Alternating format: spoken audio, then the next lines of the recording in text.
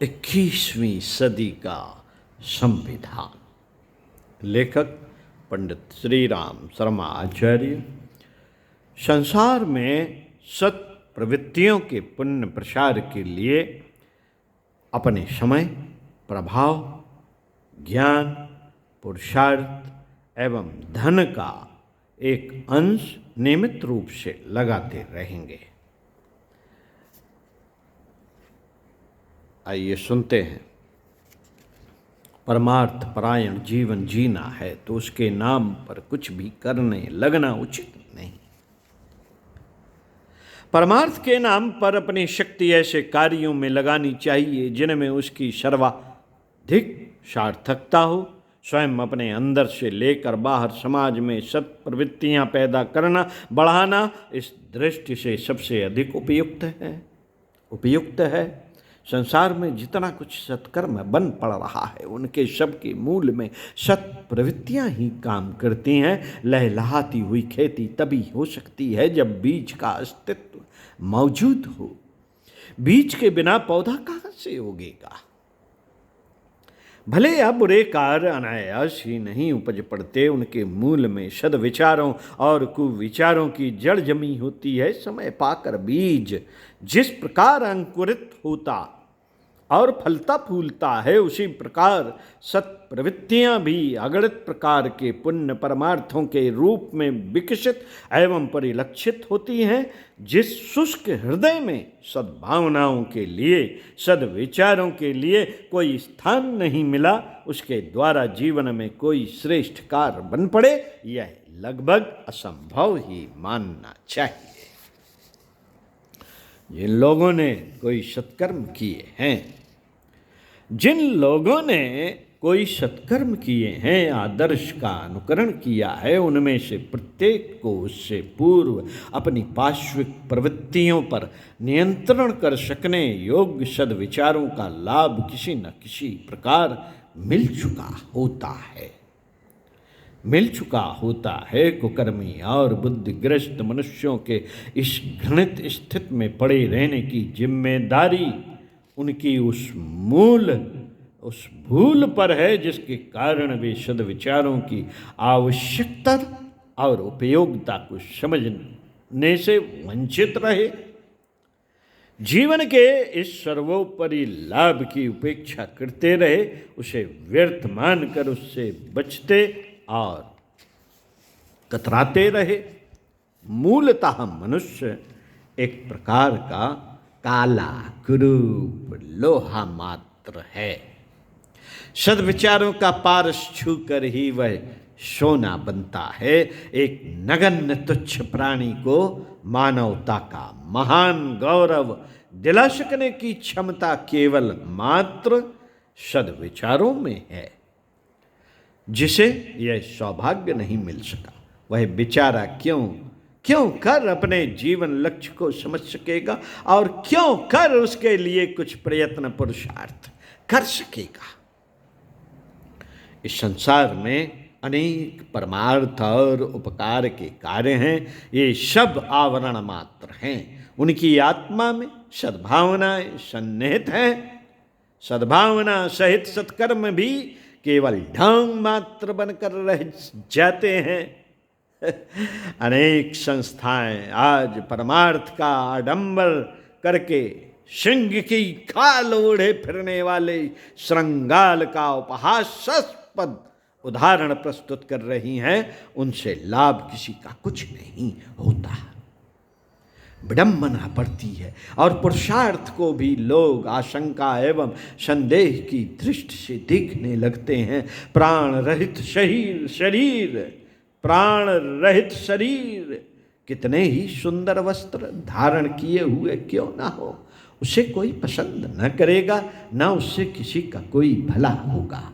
इसी प्रकार सद्भावना रहित जो कुछ भी लोकहित जन सेवा के प्रयास किए जाएंगे, वे भलाई नहीं बुराई ही उत्पन्न करेंगे। बुराइयां आज संसार में इसलिए बढ़ और फल फूल रही हैं कि उनका अपने आचरण द्वारा प्रचार करने वाले पक्के प्रचारक पूरी तरह मन कर्म वचन से बुराई फैलाने वाले लोग बहुसंख्या में मौजूद है। अच्छाइयों के प्रचारक आज निष्ठावान नहीं, बातूनी लोग ही दिखाई पड़ते हैं। फलस्वरूप बुराइयों की तरह अच्छाइयों का प्रसार नहीं हो पाता और वे पोथी के बचनों की तरह केवल कहने सुनने भर की बातें रह जाती हैं। कथा वार्ताओं को लोग व्यवहार की नहीं, कहने सुनने की बात मानते हैं और इतने मात्र से ही पुण्य लाभ की संभावना मान लेते हैं। सत्प्रवृत्तियों को मनुष्य के हृदय में उतार देने से बढ़कर और कोई महत्वपूर्ण सेवा कार्य इस संसार में नहीं हो सकता। वस्तुओं की सहायता भी आवश्यकता के समय उपयोगी सिद्ध हो सकती है, पर उसका स्थायी महत्व नहीं होता। आर्थिक दृष्टि से संपन्न व्यक्ति के अतिरिक्त अन्य लोग ऐसी सेवा कर भी नहीं सकते। हर आदमी स्थायी रूप से अपनी समस्या अपने पुरुषार्थ और विवेक से ही हल कर सकता है। दूसरों की सहायता पर जीवित रहना न तो किसी मनुष्य के गौरव के अनुकूल है और न उससे स्थायी हल ही निकलता है। जितनी भी कठिनाइयाँ व्यक्तिगत तथा सामूहिक जीवन में दिखाई पड़ती हैं, उनका एकमात्र कारण कुबुद्धि है। यदि मनुष्य अपनी आदतों को सुधार ले, स्वभाव को सही बना ले और विचारों तथा कार्यों का ठीक तारतम्य बिठा ले, तो बाहर से उत्पन्न होती दिखने वाली सभी कठिनाइयाँ बात की बात में हल हो सकती हैं। व्यक्ति और समाज का कल्याण इसी में है कि सत प्रवृत्तियों को अधिकाधिक पनपने का अवसर मिले। इसी प्रयास में प्राचीन काल में कुछ लोग अपने जीवन को उत्सर्ग करते थे। उन्हें बड़ा माना जाता था और ब्राह्मण के सम्मान सूचक पद पर प्रतिष्ठित किया जाता था। चूंकि सत प्रवृत्तियों को पनपाना संसार का सबसे महत्वपूर्ण कार्य है, इसलिए उसमें लगे हुए व्यक्तियों को सम्मान भी मिलना चाहिए। साथियों, दानों में सर्वोत्तम दान ब्रह्मदान है। ब्रह्मदान कहा जाता है दानों में सर्वोत्तम दान। ब्रह्मदान कहा जाता है। ब्रह्मदान का अर्थ है ज्ञान दान। ज्ञान दान का अर्थ है वह भावना और निष्ठा जो मनुष्य के नैतिक स्तर को सुस्थिर बनाए रहती है। युग निर्माण सत्संकल्प में जिन सत प्रवृत्तियों के पुण्य प्रसार की प्रेरणा की गई है, वह यही ब्रह्मदान है। इस अमृत जल से सींचा जाने पर मुरझाता हुआ युगमानस पुनः हरा भरा पुष्प पल्लवों से परिपूर्ण बन सकता है। इसी महान कार्य को परमार्थ कहा जा सकता है, जिसको पूरा करने के लिए परमात्मा ने मनुष्य को विशेष क्षमता, सत्ता और महत्ता प्रदान की है। समय, प्रभाव, ज्ञान, पुरुषार्थ और धन की पांचों विभूतियों का अधिकाधिक भाग हमें परमार्थ के लिए लगाना चाहिए। व्यक्तिगत जीवन की आवश्यकता पूर्ति में दिव्य विभूतियों को पूरी तरह नष्ट न कर देना चाहिए, वरन न्यूनाधिक मात्रा में कुछ न कुछ इनका अंश परमार्थ के लिए, सत प्रवृत्तियों के विकास के लिए सुरक्षित रख लेना चाहिए। दैनिक जीवन में जिस प्रकार अन्य अनेक आवश्यक कार्य नियत रहते हैं और उन्हें किसी न किसी पूरा करते हैं, उसी प्रकार इस परमार्थ कार्य को भी एक नितांत आवश्यक और लोक परलोक के लिए श्रेयस्कर महत्वपूर्ण कार्य मानना चाहिए, जिस कार्य को हम महत्वपूर्ण मान लेंगे,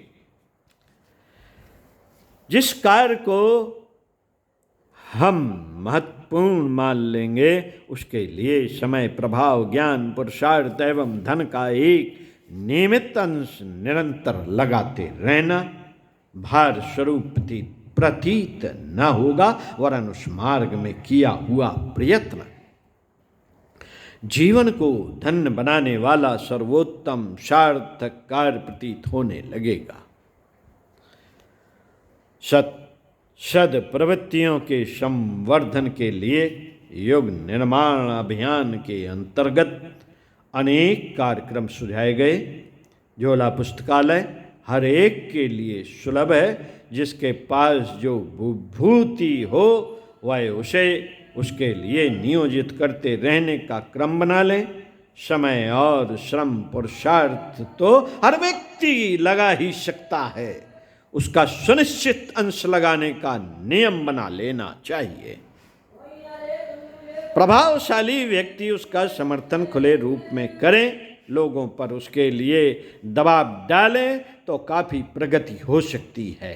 ज्ञानवान अपनी सूझबूझ एवं मार्गदर्शन से लेकर प्रेरणा देने तक कार्य कर सकते हैं। न्यूनतम 1 घंटा समय एवं 1 दिन की आय सद प्रवृत्तियों के संवर्धन के लिए लगाने का क्रम हर व्यक्ति बना ले तो इतना बड़ा कार्य हो सकता है कि इतिहास में उसे स्वर्णाक्षरों में लिखा जाए। पंडित श्री राम शर्मा आचार्य।